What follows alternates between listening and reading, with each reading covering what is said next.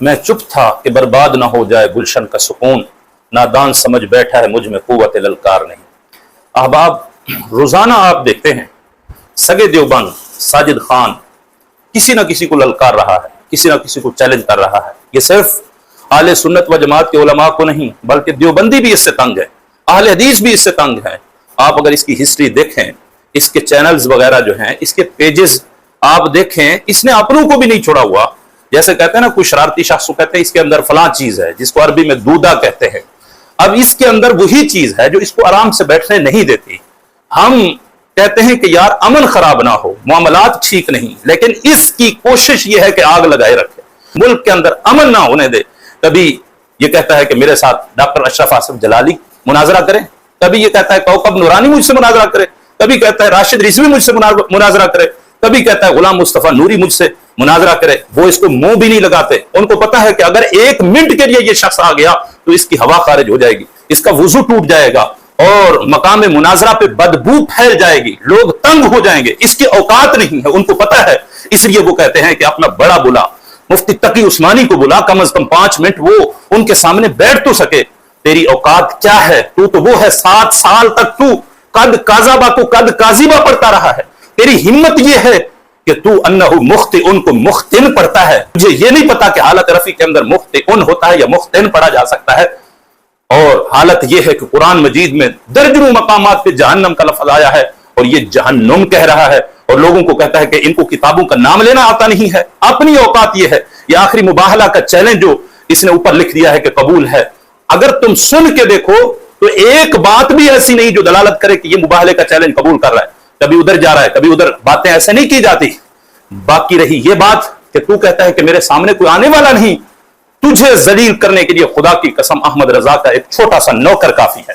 میں یہ نہیں کہتا کہ میں شیخ الاسلام ہوں، میں یہ نہیں کہتا کہ میں شیخ الحدیث ہوں، میں یہ نہیں کہتا کہ میں مناظر اسلام ہوں، میں یہ نہیں کہتا کہ میں مصنف کتب کثیرہ ہوں، میں اپنے لیے یہ نہیں کہتا کہ میں وکیل احناف ہوں۔ میں احمد رضا کا ایک چھوٹا سا نوکر ہوں اور اس وقت ایک ادنا سا طالب علم ہوں۔ خدا کی قسم تجھے ذلیل کرنے کے لیے میں صرف کافی نہیں اکفا ہوں، بہت زیادہ کافی ہوں۔ تیری اوقات کیا ہے؟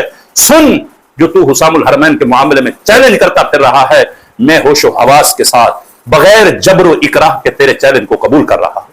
تاریخ مقرر کر، وقت مقرر کر، اور جگہ ہم مقرر کریں گے۔ یہ نہیں کہ تو فون کر کے کہے کہ میرے مدرسے میں آ جاؤ، ہم تیرے باپ کے نوکر ہیں؟ تو کوئی وزیر اعظم ہے کہ تو کہے کہ میرے مدرسے میں آ جائے؟ تو ہے کون؟ تیری اوقات کیا ہے؟ ہم تجھے جوتے کی نوک پہ نہیں رکھتے، جگہ ہم مقرر کریں گے۔ تیرا چیلنج ہم نے دل و جان سے قبول کیا ہے، ہم تجھے ذلیل کر کے رہیں گے۔ اب مناظرہ کیسے ہوگا؟ میں کہتا ہوں کہ ایک تیری ڈیوٹی ہوگی، ایک میری ڈیوٹی ہوگی، ایک کام تیرے ذمہ ہے اور ایک کام میرے ذمہ ہے۔ تیرے ذمہ کیا کام ہے؟ وہ یہ ہے، دیکھیے تمہاری کتاب الشہاب الثاقب، جس کا مصنف حسین احمد تانڈوی ہے، جس کو تم شیخ الاسلام کہتے ہو، جس کو تم اپنے اکابرین میں شمار کرتے ہو، الشہاب الثاقب حسام الحرمین کے رد میں اس نے لکھی ہے۔ اس کتاب کے صفحہ نمبر 99 پہ اس نے ایک بات لکھی ہے، وہ کیا ہے؟ وہ کہتا ہے، دیکھیے جناب شاہ حمزہ صاحب مار ہروی مرحوم خزینۃ الاولیاء مطبوعہ کانپور صفحہ 15 میں ارقام فرماتے ہیں، وہ علم غیب صفت خاص ہے رب العزت کی جو عالم الغیب و شہادہ ہے۔ جو شخص رسول خدا صلی اللہ علیہ وسلم کو عالم الغیب کہے وہ بے دین ہے، اس واسطے کہ آپ کو بذریعہ وحی کے امور مخفیہ کا علم ہوتا تھا، جسے غیب کہنا گمراہی ہے، اور جمی مخلوقات نعوذ باللہ عالم الغیب ہے۔ اب اس بندے نے یہاں پر ایک کتاب ذکر کی ہے جس کتاب کا نام خزینۃ الاولیاء ہے، اس کو منسوب کیا شاہ حمزہ صاحب کی طرف۔ آپ کا کام یہ ہے کہ اس دن یہ عبارت کا میں مطالبہ نہیں کر رہا کہ یہ عبارت تم دکھاؤ کس جگہ پہ لکھی ہوئی ہے، جو تم نے رسول اللہ کی دشمنی کے اندر یہ عبارت گھڑی ہے، اس عبارت کے لیے کتاب گھڑی ہے، اس کا صفحہ گھڑا ہے، اس کی سن طباعت گھڑی ہے۔ میں کہتا ہوں کہ یہ عبارت نہیں بلکہ صرف تم نے دنیا سے یہ کتاب مجھے دکھانی ہے لا کے کہ یہ کتاب ہے جو لکھنے والے شاہ حمزہ صاحب ہیں، اس کے صفحہ نمبر فلاں کے اوپر یہ عبارت موجود ہے۔ عبارت نہ بھی دکھاؤ کوئی مسئلہ نہیں، صرف مجھے کتاب دکھا دو، میں مان جاؤں گا۔ اور دوسری چیز، اسی کتاب کے صفحہ نمبر 99 کے آخر میں یہی شخص ایک اور عبارت ذکر کرتا ہے، وہ یہ ہے، علاوہ عظیم جناب بندہ درہم و دنانیر کے دادا یعنی مولوی رضا علی خان صاحب ہدایت الاسلام مطبوعہ صبح صادق سیتا پور صفحہ 30 میں فرماتے ہیں، حضور سید عالم صلی اللہ علیہ وسلم کو علم غیب بالواسطہ تھا، یعنی بذریعہ وحی کے تعلیماً معلوم ہوتا تھا، اور یہ اعلیٰ قدر مراتب سب کو حاصل ہے، اور علم غیب مطلق و بالذات کا اعتقاد رکھنا مفضی الی الکفر ہے، اور نص قطعی کے خلاف اس میں تعویل الی آخرہ۔ اب یہ دوسری کتاب اس نے ذکر کی ہے جس کا نام ہدایت الاسلام رکھا، اور اس کتاب کو منسوب کیا مولانا رضا علی خان صاحب کی طرف۔ آپ نے یہ کام کرنا ہے مناظرے کے اندر، مکالمے کے اندر، ایک آپ نے ہدایت الاسلام کتاب دکھانی ہے، اور دوسرے نمبر پر آپ نے خزینۃ الاولیاء جس کے مؤلف شاہ حمزہ صاحب ہوں وہ آپ نے دکھانی ہے۔ عبارت نہ بھی دکھائیں کوئی مسئلہ نہیں، آپ یہ کتاب لے کے آئے۔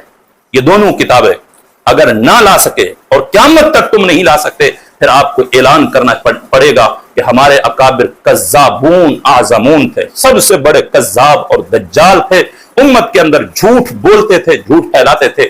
اور ایک اور بھی بات، تمہارے اکابرین میں سے جس کے دفاع کے لیے تو دن رات ایک کر رہا ہے، براہین قاطعہ کے مصنف خلیل احمد امبیٹوی نے صفحہ نمبر 55 براہین قاطعہ کے اندر لکھا ہے کہ شیخ عبدالحق محدث دہلوی نے ایک روایت کی ذکر کی کہ حضور علیہ السلام نے فرمایا کہ مجھے اس دیوار کے پیچھے کا علم نہیں ہے۔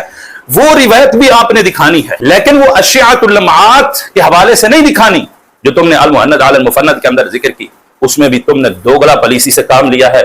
اشعۃ اللمعات کے اندر جو روایت ذکر ہوئی وہ ہمارے عقیدے کے مطابق ہے، اس کے آخر میں یہ ذکر کیا گیا ہے کہ اللہ کی اجازت کے بغیر رسول اللہ کو دیوار کے پیچھے کا علم نہیں۔ یہ تو ہمارا نظریہ ہے کہ حضور علیہ السلام اللہ کی عطا کے بغیر نہیں جانتے، یہ چیز تم نے تو نہیں ذکر کی، یہ براہین قاطعہ کے اندر تو نہیں ذکر کی گئی۔ اگر تم کہو مدارج النبوت سے ذکر کیا تب بھی خیانت ہے، جھوٹ ہے مدارج النبوت کے اندر، تو شیخ عبدالحق محدث دہلوی اس کا رد کر رہے تھے، کہہ رہے تھے کہ اس کی کوئی اصل نہیں ہے، اس کی روایت درست نہیں ہے۔ اور اگر تم کہو اشعۃ اللمعات سے ذکر کی ہے تب بھی تم جھوٹ بول رہے ہو، خیانت سے کام لے رہے ہو۔ وہاں پر روایت جس انداز میں شیخ عبدالحق محدث دہلوی نے بیان کی اس انداز میں تم نے نہیں بیان کی، ڈنڈی ماری ہے۔ شیخ عبدالحق محدث دہلوی رحمۃ اللہ تعالی علیہ کو اپنے نظریے پر لانے کی کوشش کی ہے، اور دنیا کے سامنے یہ باور کرنا چاہتے تھے تم کہ لوگ کہیں کہ شیخ عبدالحق محدث دہلوی بھی ہمارے نظریے پر تھے۔ نانا، شیخ عبدالحق محدث دہلوی رسول اللہ کے سچے عاشق تھے، حضور کے علم کو ماننے والے تھے، اور رسول اللہ کی تمام شانوں کو ماننے والے تھے، تمہاری طرح رسول اللہ کے علم کی نفی میں جھوٹ بولنے والے نہیں تھے۔